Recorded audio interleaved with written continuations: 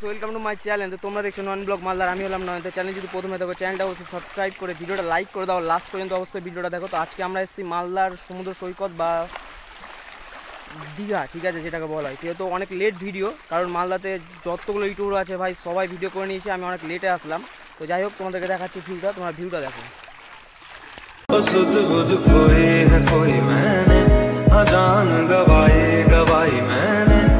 तुझको बसाया है धड़कन में सांवरे।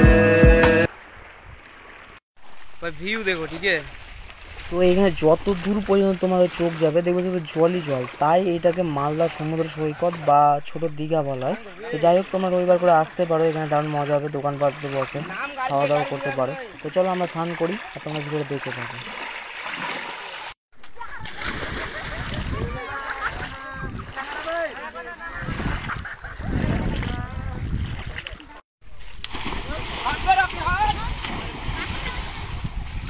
আমরা দেখতে পেলাম অনেক স্নান করলাম, তার সাথে আমার একটা গামছা গেল, ভীষণ মেরে গেছে গামছাটার, অন্যজনের গামছা দিয়ে আবার মাথা মুছছি।